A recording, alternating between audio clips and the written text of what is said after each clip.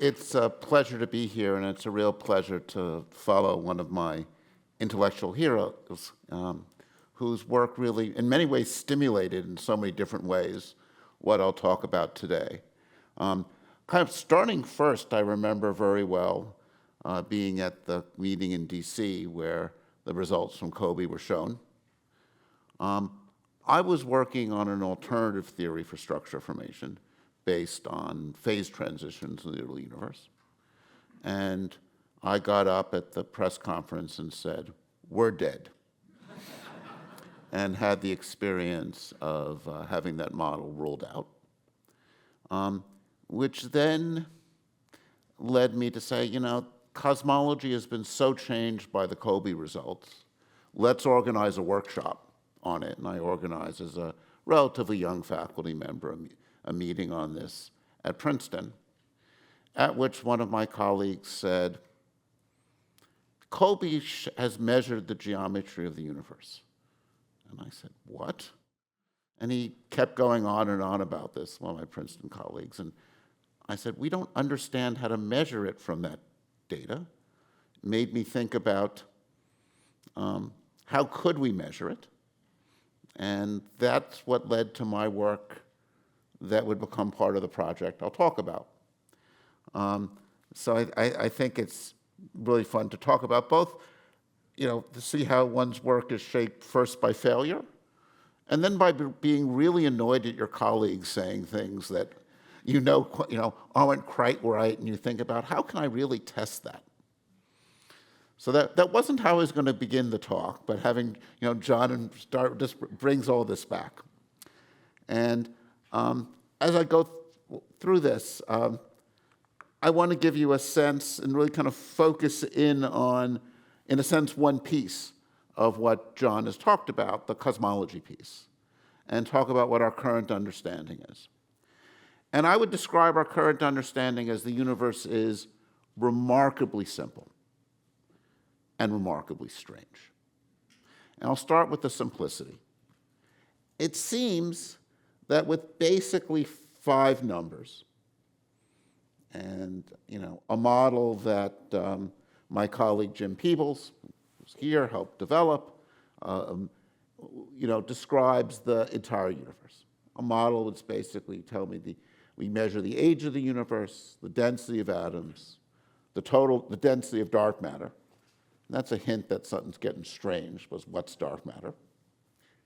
How lumpy the universe was, how much the density varied from place to place, the amount of inhomogeneity, and how that inhomogeneity varies with scale. With those 5 numbers, we can fit the now very detailed observations we have of the microwave background, our observations of large-scale structure, basically our whole cosmological framework, pretty much, and there's always some interesting anomalies in the data, but as the data improves, it seems so far that this model continues to be a very good fit. This describes our universe. And it's something that I think makes one both kind of proud that we humans have evolved this understanding, but also humble in how little we really understand. Atoms, the stuff that makes up us, makes up 5% of the universe. Most of the mass in our galaxy is in the form of something that we don't know what it is. We call it dark matter because it behaves under gravity like ordinary matter. It clusters. It could be some new kind of subatomic particle. I've worked since my thesis on various ideas like that, as many others have. Space seems to be filled with dark energy associated perhaps with the vacuum that could be a constant with time, or it could be varying with time, as some recent results seem to suggest. But we don't know what it is. We know if the universe was perfectly symmetric and the laws of physics were completely symmetric, we'd have equal amounts of matter and antimatter. That's not what we seem to have. We're mostly matter. We don't find ourselves shaking hands with people made of antimatter and exploding. And we don't know why there is that asymmetry. There's, nothing in what we call the standard model of physics that answers any of these questions. So the physics we know doesn't give us an answer. We have many different ideas of extending the physics we know to address these questions. This is why, in many ways, I think it's such an exciting thing to be working in cosmology, because we're working in a field where the new physics is essential for this. We don't know how the universe began, or even if it had a beginning. Did time start with the Big Bang? Or was there something before it? John mentioned this idea of inflation driving the early expansion, and it's a very intriguing idea with in its simplest form, some successful predictions, but a theory that is very incomplete and one that we know needs new physics, new work. So we are in a very exciting place, I think, to know that there is new discovery coming if we can address these questions. And let me sort of just put some of this in context. And I like to think of us as cosmologists, as historians. And I know there are people here who are classicists, and we're in a very similar situation. We look out in space, we look back in time. We don't do experiment. We'll talk about experiment, but really we are observers. And we see the universe as it was, and we see it only in ways that it lets us get to see it, right? James Webb can see a distant galaxy, but we can't say, oh, it looks like that from that angle. What does it look from this angle? We just get what is handed down to us by light propagation. We don't get the full picture, and we have to construct a coherent picture from what we see. So we're historians looking back in time, and with James Webb, we look back further in time. We look at the microwave background, the leftover heat from the Big Bang. We look back as far as possible. All this rests on general relativity, which is a theory that really started on aesthetic principles, and it replaced action from a distance with the idea that so Johnny Wheeler summarized as matter tells space how to curve, and the curvature of space tells matter how to move. One of my favorite books in the collection here is Johnny Wheeler's notebooks and pictures and some of his. When you go, if you've not looked at that in the library here, it's wonderful to see his notebook in the collection. So one of the key predictions of general relativity, one of the key tests now over 100 years ago, and this comes to mind because many of us just saw the eclipse, was general relativity predicts that matter curves space. So this predicted that the stars' positions in the sky would shift. And Eddington led a great expedition to test this. And this was the New York Times of November 10th, 1919. I like the idea of, the men of science at the time, that was mostly men, still too much so, more or less agog over eclipse results. My favorite phrase here, which I think totally missed the point of Einstein: stars not where they seemed or were calculated to be, but no one need worry. They were exactly where Einstein said they would be, and that was the great triumph of the theory.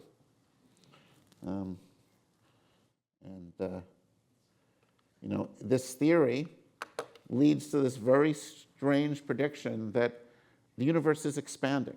And this is something that Einstein found very disturbing. He wanted the universe to be static and modified his theory to make it so. And only later would abandon that term. And I think the thing that a lot of us struggle with conceptually is we have a kind of a Galilean notion of space and time as something that's absolute. But I think we should think of space and time as a relationship between points. And we should think about the picture I have of the expanding universe is I can't think in 4 dimensions, I think in 3 dimensions. So I give up on one dimension of space, and I imagine us living on the surface of a sphere. And every galaxy is a point on the surface of a sphere. And the radius of the sphere is time. So as the universe expands, time goes forward, the sphere gets bigger. Galaxies move apart. It gets bigger and bigger. I can run the arrow of time backwards. So as I go into the past, the sphere gets smaller and smaller and smaller. And the whole universe is moving back towards time zero, where the sphere has a zero radius. And eventually you reach the moment we call the initial singularity, where that sphere collapses down to a point. And I think this addresses, I think, some of the confusion raised by the name Big Bang that John already talked about, which is it didn't happen at a point in space. The Big Bang didn't happen somewhere, but it did happen at a point in time. There was a moment of time at which everything reached that point. And we don't know, and it's one of the great questions, did time begin with the Big Bang? Or was there some time before that moment? And a lot of this is about what is the nature of time. Is asking what was before that initial singularity like asking what's north of the North Pole? If someone asks that you say, wait, you don't understand the geometry of the Earth. And it could be in 20 years from now, 50 years from now, there's a speaker here who explains, when people were wondering what was before the Big Bang, we now have a complete theory that comes out of quantum gravity. And asking what was before the initial singularity is like asking what's north of the North Pole. People then didn't understand the geometry of space-time. Here's a quick history of the universe to put things in context about when we're talking about with different times.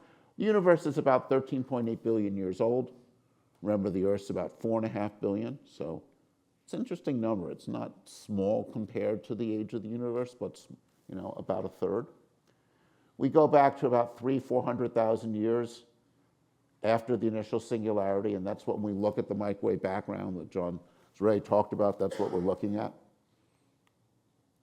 We're looking back to this moment where the universe made its transition from the gas being neutral to the gas being ionized.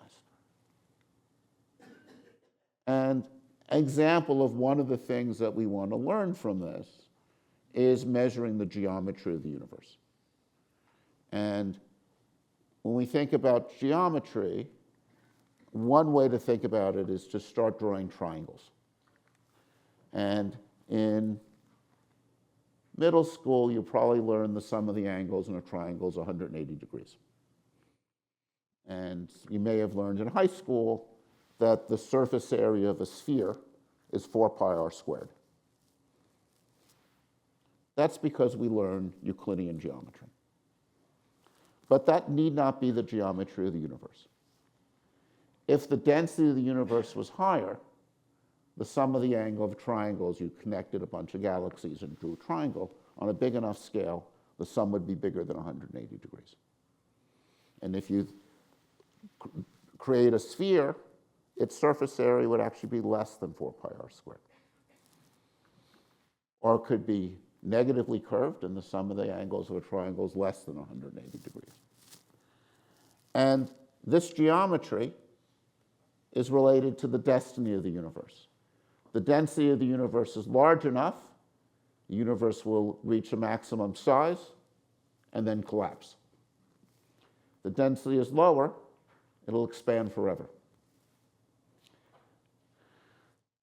Harlow Shapley explained this to Robert Frost at the Harvard Club, and this inspired Frost to write the poem that said, "Some say the world will end in fire, others say in ice."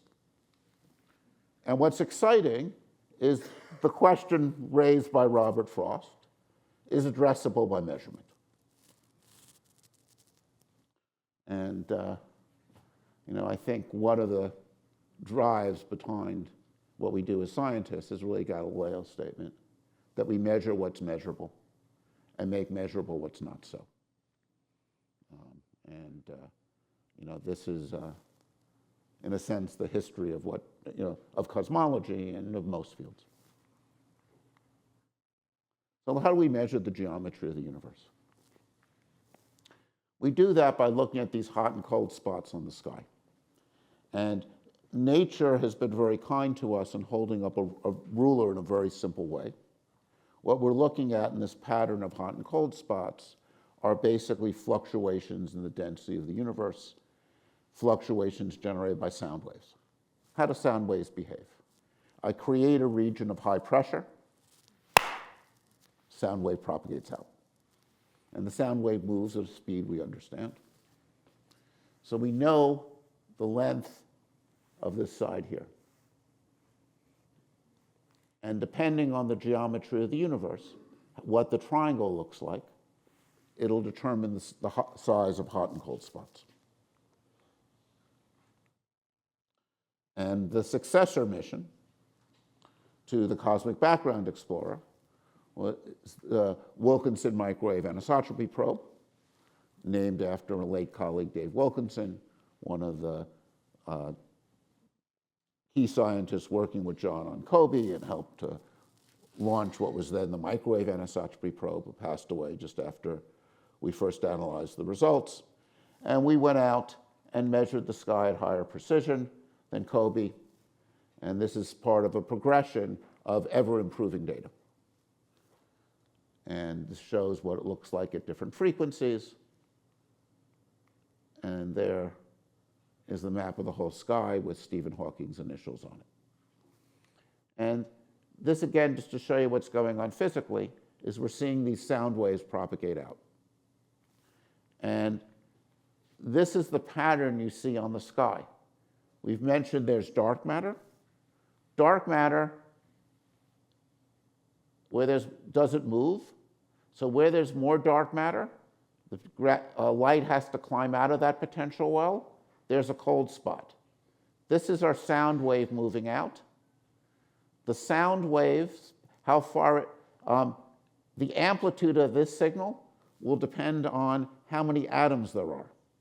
So just by measuring the ratio of the amplitude of the cold spot that we see to the hot ring around it, we can measure the amplitude of how much dark matter there is compared to atoms.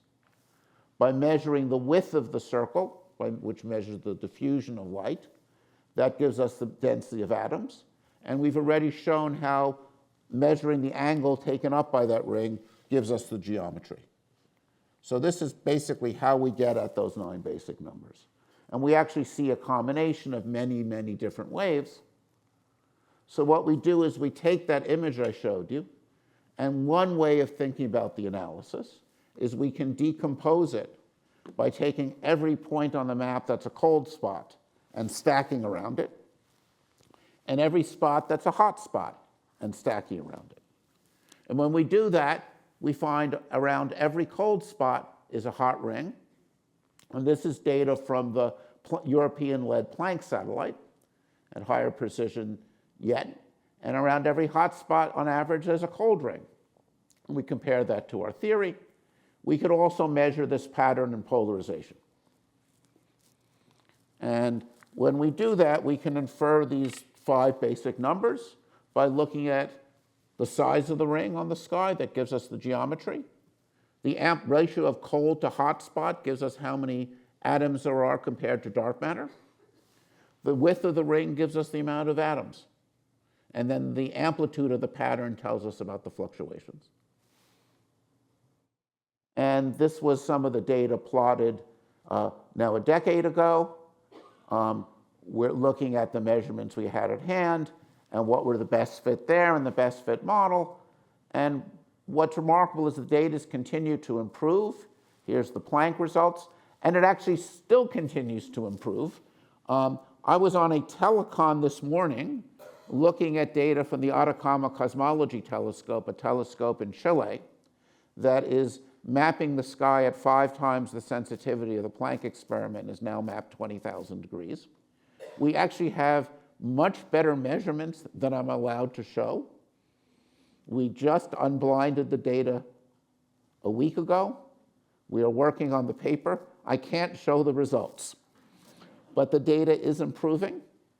And to give you a sense of ongoing improvement, that telescope, while we're analyzing the data, has actually physically fallen apart, and Mark Devlin here took apart the pieces, brought them back, and I have a piece sitting in my bedroom of the telescope. And we've now built the next generation telescope, and there will be a press release out in the next 5 days announcing that that telescope, the Simons Observatory, which our foundation helps fund, named after Jim and Marilyn Simons. Jim's a member of the society. That telescope now has achieved a higher sensitivity than anything before, and already has gotten the most accurate measurements of polarization on a patch of the sky, and is going after these gravitational waves that we hope could be a signature of the very early universe. So it's a field that continues to advance as our measurements continue to improve. And see, go to the next slide. Point this somewhere. Ah, there we go. So here's the Planck measurements that we use for stacking. Planck makes measurements at many more frequencies. When you look at this, and this shows one of the challenges in doing historical science, you don't get to choose where you see things from. You see these bright red thing across it? That's our galaxy, the Milky Way. We're really interested in the stuff right near the blue stuff, those fluctuations that John showed, that I've showed. We work hard to remove the galaxy from our analysis. Of course, we have colleagues interested in the galaxy who want that data, but we're stuck observing through the Milky Way. Right? You don't get to choose where you see things from. You don't get to choose your perspective. And that's one of the challenges we face. And sometimes we've had results that people have made claims that turned out to be not correct, because what they thought they were seeing from the distant universe turned out to be coming from our own Milky Way. And that's actually been a long part of the history of astronomy, is dust has confused us often. This is where we are roughly now. That's the same model that you saw with data from 10 years earlier, right? The data continues to improve. So far, the model continues to fit. We have similar measurements with temperature and polarization correlations, and the universe continues to seem to be simple and strange. And I've mentioned already, we've continued to improve our measurements. Here we are going to 17,000 feet in Chile, where we map this with a telescope there. And here's the Planck measurements, which I showed you was a significant improvement on WMAP, which was a significant improvement on COBE. But we now zoom in at higher sensitivity, and we can now see these patterns at greater sensitivity. And we also get to see things like these blue dots that I've circled. Those are clusters of galaxies containing a total mass of about 10 to the 15 times the mass of our sun. Those clusters are filled with gas, mostly in the form of electrons. Those electrons interact with the light going through them, so they cast a shadow, because the microwave background fluctuations that are traveling through space and time have to get through the cluster. When they hit the cluster, they scatter. And just like my hand is casting a shadow there, those blue dots you see are clusters of galaxies. And what we could do is then turn around and point our optical telescopes, or infrared telescopes like James Webb, and wherever we see those blue dots, we see clusters. And we have now surveyed and identified every massive cluster in the visible universe by the shadow it casts. So I've hoped to give you a taste of cosmology and a sense of what we're doing and some of the steps we've taken, and to take away a sense that I think of us as historians reconstructing the story of the past, and we work with incomplete observations. What to me has been the most shocking thing in my career is the success of simplicity. I thought that as the data improved, the models we had would fail because, they were just, they improved, had to be modified with time some, but the universe has turned out to be, so far, pretty simple, Gaussian fluctuations. And, this last point, which I wrote down before you asked your question, is the things that we found, which is our models, we start with aesthetic principles. Whether the aesthetic principles, like Einstein said the universe was homogeneous. He was right. That was his principle. He said the universe was static. Wasn't right. We have ideas about, if I were to write down the universe based on my aesthetic principles, I would have a universe without dark matter and dark energy. It'd be a lot simpler just to have atoms. There's a line that has been assigned to Alfonso X, that he said, when he looked at the epicyclic model of Ptolemy, he said, if I was present at creation, I would have suggestions for improvement. Now, when I've spoken on this, a colleague of mine, Barbara Ryden, came up to me. Those of you who know Barbara, you can realize how atypical, screaming at me, saying that I had fallen into the trap of Alfonso XI. And Alfonso XI, who overthrew his tolerant father, who had made the Spanish court a place where Muslims and Christians and Jews were taking the knowledge of the Arab world and the earlier world, moving it forward, were overthrown by the Inquisition. And he wanted to show what an unfaithful Christian his father was, to doubt God's wisdom in creating epicycles. So on that note, thank you.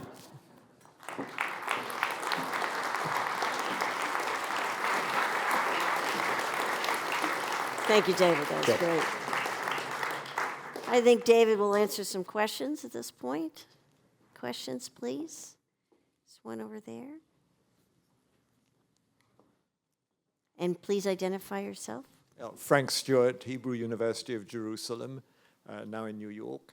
As I understand it, there are two different figures that have been reached at for the rate at which the expansion of the universe is accelerating. Is that just a technical difference that we expect to be sorted out, or does it have deep implications? So some of this takes the form of what we talk about as the Hubble expansion rate, how fast the universe is expanding, or the age of the universe. And there are sort of two different techniques that we use to measure the age of the universe broadly. One relies on this cosmic ruler that I've talked about for measuring the geometry. It relies on well-established physics, and we've used the distribution of galaxies and large-scale structure and microwave background, and we all get consistent answers in terms of the expansion rate. There's a second technique, which is built on more traditional astronomical methods, very similar to what Hubble used to get the wrong answer. And that gets an answer that's off by about, at this point, of order 8%.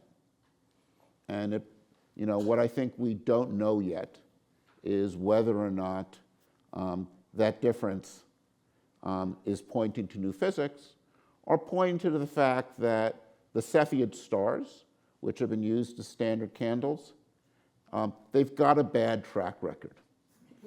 They've been wrong many times in the past, and they could be wrong again. What's exciting is this is a question that's been going to be answered by observation. And right now, there is a program with James Webb to measure this more accurately. What I've been told, but I haven't seen the paper, is that Wendy Friedman has shown her results from the James Webb on the expansion rate. It was presented at the American Physical Society meeting last week. And she has, so those of us making the measurements from the microwave background and large-scale structure and reliable, well-understood physics get 68. Those making the measurements from poorly understood stars with a distance ladder, not that I'm showing my prejudice,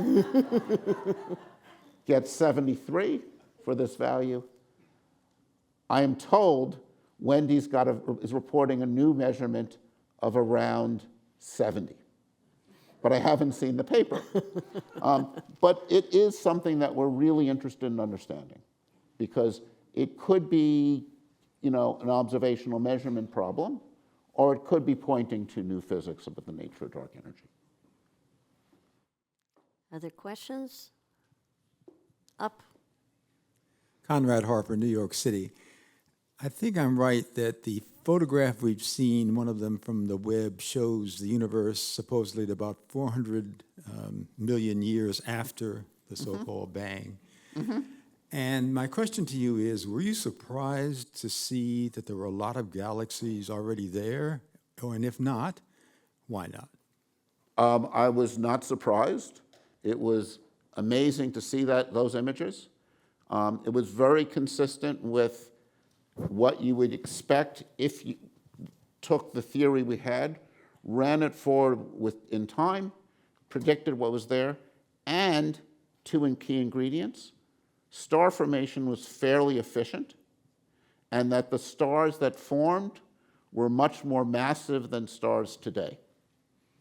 I have been critical of some of the papers written in interpreting the James Webb data, because they assume that stars in the distant past are like stars today. We know that stars in the distant past formed in a very different environment. The universe was much hotter. It was made almost entirely of hydrogen and helium. It did not have carbon and iron available for cooling. It had much weaker magnetic fields. Going back to papers people wrote in the 60s and 70s, we already had theoretical predictions that those stars that would form back then were massive, much more massive on average than today. With that ingredient, I think it's all consistent. So when I look at the James Webb data about those early galaxies, it's wonderful data. It is, to me, what it says is the most likely interpretation is that star formation was very different in the past and was much more preferentially forming massive stars with very low chemical abundances that are much brighter and blue wavelengths than stars today in the Milky Way. Another question?